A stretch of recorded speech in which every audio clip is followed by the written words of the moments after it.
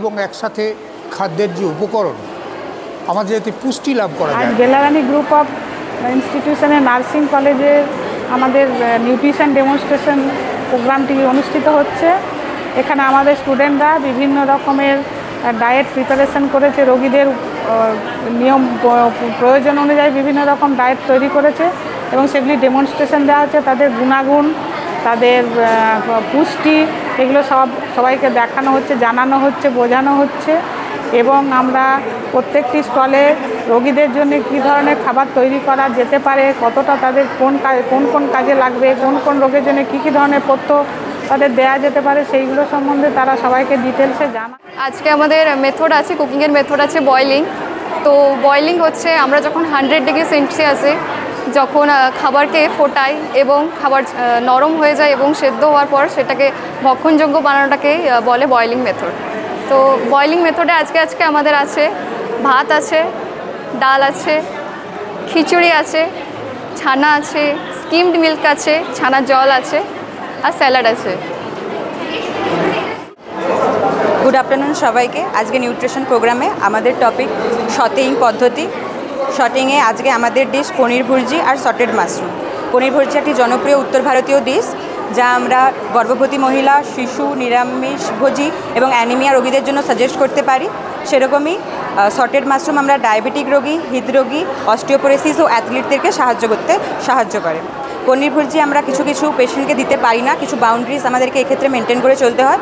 যেমন পনির ভুর্জি আমরা কিডনি রোগীদের, হৃদরোগীদের, স্থূলকায় ব্যক্তি এবং ল্যাকটোজ ইনটলারেন্ট ব্যক্তিদেরকে দিতে পারি না। সেরকমই সটেড মাশরুমও প্রোভাইড করার ক্ষেত্রে আমাদেরকে কিছু বাউন্ডারিজ মেনটেন করে চলতে হয়। যেমন সটেড মাশরুম লিভারের সমস্যা যাদের থাকে, গ্যাস্ট্রিক রোগীদের, ছোট শিশুদের এবং অ্যালার্জি যাদেরকে থাকে তাদের দিতে পারি না।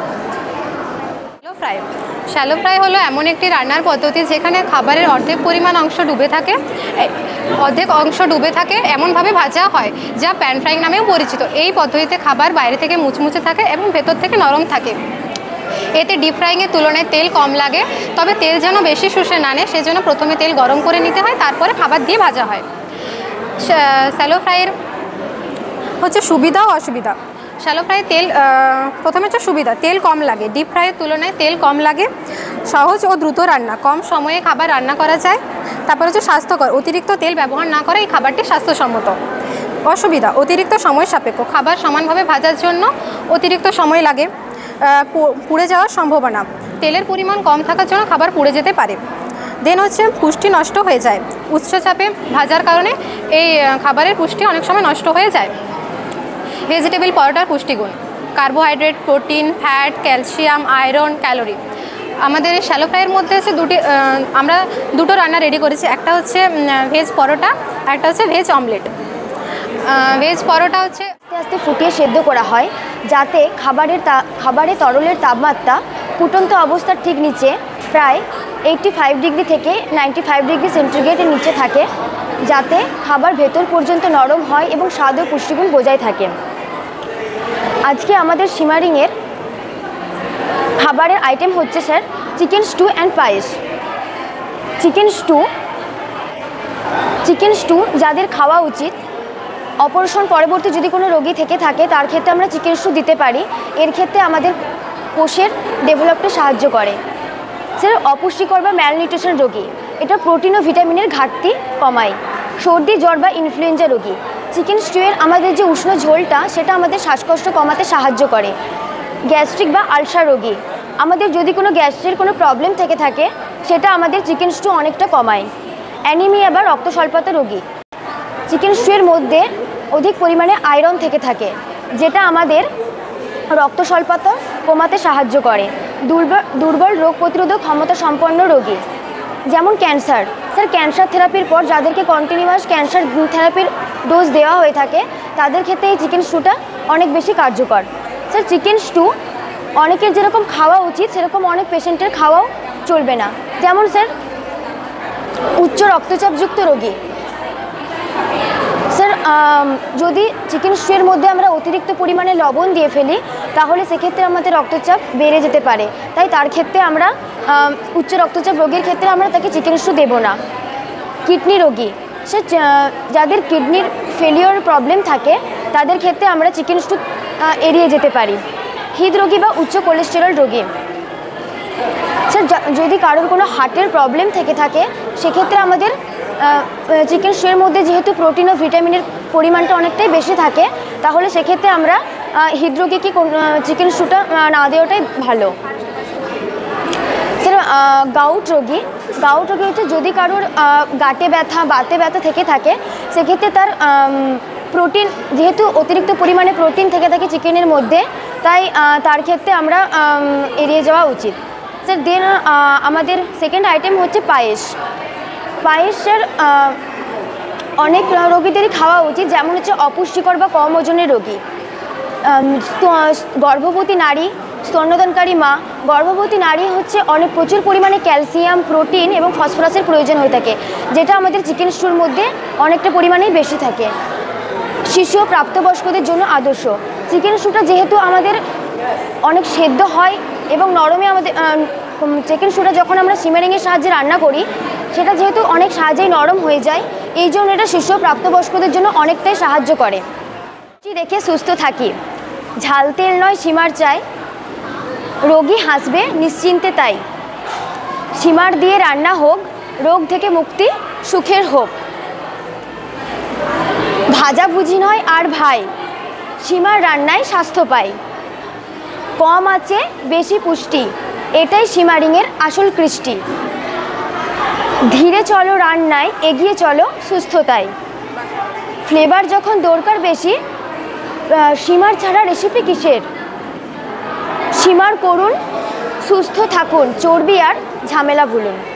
Thank you sir. আমাদের নিউট্রিশন প্রোগ্রামে আমাদের রান্নার পদ্ধতি হচ্ছে ভাপানো বা স্টিমিং। এই পদ্ধতিতে আমরা সরাসরি জলের ব্যবহার না করে জলের বাষ্পে খাবারকে রান্না করি। প্রথমে একটি পাত্রে জল নিয়ে জলটাকে ফুটিয়ে বাষ্প করা হয়, তারপর সেই বাষ্পের ওপর একটি ঝাঁঝরি বা স্টিমিং বাকেট বসিয়ে খাবারকে রেখে খাবার ফোটানো হয়। স্টিমিংয়ের কিছু উপকারিতা অপকারিতা রয়েছে, যেমন এখানে পুষ্টিগুণ বজায় থাকে, তেল কম লাগে, সহজে হজম হয় এবং এগুলি ডায়েট উপযোগী। আর অসুবিধা হলো এতে সময় বেশি লাগে, স্বাদে কম হতে পারে, আবার বেশি রান্না হলে নরম হয়ে ভেঙে যাওয়ার সম্ভাবনা থাকে। আমাদের আজকের মেনু হচ্ছে ইডলি আর মাছ ভাপা।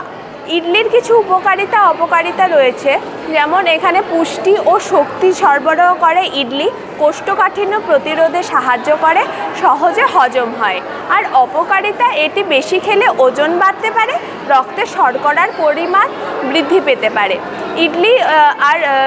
ইডলি সাম্বার আর চাটনি যেসব উপকরণ লাগে, ইডলি তৈরি করতে আমরা ছোটো দানার মোটা চাল আর বিউলির ডাল ব্যবহার করি, আর সাম্বার তৈরি করতে অড়হর ডাল, হলুদ গুঁড়ো, লবণ, কুমড়ো, বেগুন, গাজর, টমেটো, তেঁতুল ব্যবহার করা হয়। আর চাটনির জন্য নারকেল, বাদাম, পেঁয়াজ, কারি পাতা ব্যবহার করা হয়। আর ইডলির যেসব পুষ্টিগত মান রয়েছে সেগুলো হলো, ইডলিতে প্রোটিন থাকে 4.32 গ্রাম, ফ্যাট থাকে 0.27 গ্রাম, আর কার্বোহাইড্রেট থাকে 29.67 গ্রাম, ফাইবার থাকে 0.15 গ্রাম, আর এর থেকে মোট ক্যালোরি পাওয়া যায় 138.99 কিলো ক্যালোরি। ক্যালসিয়াম পাওয়া যায় 0.0023 গ্রাম, আয়রন পাওয়া যায় 0.00164 গ্রাম। আর ইডলি আমরা যেসব রোগীদের দিতে পারি তা হলো অ্যাসিডিটি রোগী, হার্টের রোগী, লিভার রোগী। আর যেসব রোগীদের আমরা ইডলি দেব না তারা হলো ডায়াবেটিস রোগী, গাউট রোগী, কিডনির রোগী। মাছ ভাপার যেসব উপকরণ রয়েছে তা হলো আদা, ধনে, জিরে, ধনেপাতা, পেঁপে, টমেটো, ক্যাপসিকাম, গাজর, গোলমরিচ। মাছ ভাপার উপকারিতা অপকারিতাগুলি হলো, হৃদরোগের ঝুঁকি কমাতে সাহায্য করে মাছ ভাপা, ভিটামিন ডি ও সি পাওয়া যায় ও খনিজ পদার্থ সরবরাহ করে। মাছ হলো প্রোটিনের একটি ভালো উৎস। অপকারিতা, এটি স্বাদ ও গন্ধের সীমাবদ্ধতা থাকতে পারে। পর্যাপ্ত রান্না না হলে জীবাণু থেকে যেতে পারে, সংরক্ষণ করা কঠিন। আর মাছ ভাপার পুষ্টিগত মানগুলি হলো, এখানে প্রোটিন থাকে 17 গ্রাম, ফ্যাট থাকে 3 গ্রাম কার্বোহাইড্রেট থাকে, 1.8 গ্রাম মোট ক্যালোরি পাওয়া যায়, 86.9 কিলো ক্যালোরি। সোডিয়াম থাকে 69 মিলিগ্রাম এবং পটাশিয়াম থাকে 25 মিলিগ্রাম। আজ আমাদের নিউট্রিশন প্রোগ্রাম শুরু হয়েছে আর আমরা গ্রুপ সি। আমাদের আজকের মেথড অফ কুকিং হলো বেকিং, আর আমাদের আজকের menu baked apple, baked pudding and baked custard. এই বেকিং পদ্ধতিতে আমরা একটি আবদ্ধ জায়গার মধ্যে বা কন্টেনারের মধ্যে শুষ্ক তাপে খাবার সিদ্ধ করি এবং খাবারের কালার বাদামি রঙের হয়। এই পদ্ধতিতে যে সমস্ত বেকিং পদ্ধতিতে কিছু সুবিধা আর অসুবিধা আছে, যেমন বেকিং পদ্ধতিতে সুবিধা হলো অতিরিক্ত তেল মশলা ছাড়া এখানে খাবার সুসিদ্ধ হয় এবং ভালো স্বাদের হয়। আর বেক করার সময় অনেক ভিটামিন ও খনিজ নষ্ট হয় না। তাই এখানে আমরা দুধ বা ডিম যাই আমরা ব্যবহার করে থাকি এই আমাদের মেনু আজকে রান্নার মধ্যে, তার সমস্ত উপকারিতা সঠিক পরিমাণে বজায় থাকে। আর কিছু কিছু অসুবিধা আছে, যেখানে এখানে বেশি সময় লাগে, খরচা হয় বেশি, আর কিছু খাবার বেক করে তৈরি করা যায় না। আর এক্ষেত্রে আমাদের আজকের মেনু যেমন পুডিং হাড় ও দাঁতে দুর্বলতাযুক্ত রোগী, ডিসফ্যাজিয়া আছে এমন রোগী এবং যাদের মধ্যে কম ক্ষুধা যাদের আছে, মানে লস অফ অ্যাপেটাইট যারা, সেই সব রোগীরা এই পুডিং খেতে পারে। BMR stall, BMI and BMR calculating করে আমরা বলতে পারি যে আমাদের যে পেশেন্ট আসছে সে ওভারওয়েট, আন্ডারওয়েট, ওবিস, আর না হলে সে জেনারেলি আনহেলদি বা হেলদি কিনা। আর BMR হচ্ছে আমাদের পার ডে কত ক্যালোরি আমরা বিভিন্ন কাজকর্মের জন্য খরচা করি, সেটার জন্য আমরা BMR ক্যালকুলেটিং করি। এবার আমরা যদি নিজেদের ওয়েট গেইন করতে চাই তাহলে আমরা 500 ক্যালোরি ইনটেক বেশি করব, আর আমরা যদি লুজ করতে চাই তাহলে আমরা -500 ক্যালোরি ইনটেক করব। তাহলে আমরা ওভারঅল নিজেদের যেই ওয়েটটা সেটা আমরা মেনটেন করতে পারবো।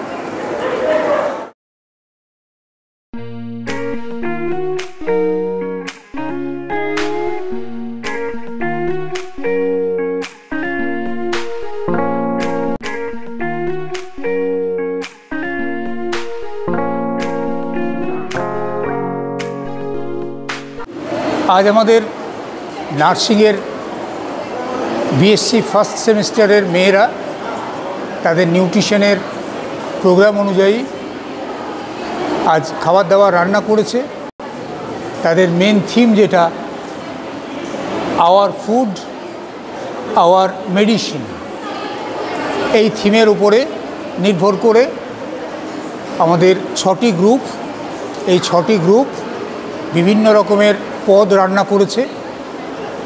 সাধারণ আমরা যেটা ডেইলি প্রত্যেক দিন যেটা খাই, ভাত, খিচুড়ি, তরকারি, ডাল, এইসব থেকে শুরু করে মাছ, যেমন ভাপা মাছ, তারপরে বেশ কিছু বেকড আইটেমস, এবং একই সাথে দুটো জিনিসকে এরা সবসময় নজর রেখেছে। একটা হচ্ছে খাদ্যের গুণাগুণ যাতে ঠিক থাকে এবং একই সঙ্গে সেই খাদ্য যেন মোটামুটি সুস্বাদু হয়। কারণ স্বাদ এবং একসাথে খাদ্যের যে উপকরণ আমাদের যাতে পুষ্টি লাভ করা যায়, এই দুটোই অত্যন্ত খাবারের ক্ষেত্রে জরুরি। সেই বার্তাটাই আজকে আমাদের মেয়েরা এখানে দিয়েছে এবং সমগ্র অনুষ্ঠানটা সুষ্ঠুভাবে পরিচালিত হয়েছে। আমাদের এখানে যারা আজ বিভিন্ন ডিপার্টমেন্টের হেডস, ফ্যাকাল্টিজ যারা এখানে উপস্থিত হয়েছেন, আমরা সবাই খুব এনজয় করেছি। এদের প্রত্যেকটি আইটেম আমরা টেস্ট করেছি এবং সবগুলোই খুব সুন্দর লেগেছে আমাদের সমস্ত ছাত্রছাত্রীদেরকে এই জন্যে ধন্যবাদ। এবং নার্সিং ডিপার্টমেন্টে যারা ফ্যাকাল্টিজ আছেন, প্রিন্সিপাল ম্যাডাম, সবাই ধন্যবাদ এরকম একটি সুন্দর অনুষ্ঠান করার জন্যে এবং সবার কাছে একটি সুন্দর বার্তা পৌঁছে দেওয়ার জন্য। ধন্যবাদ।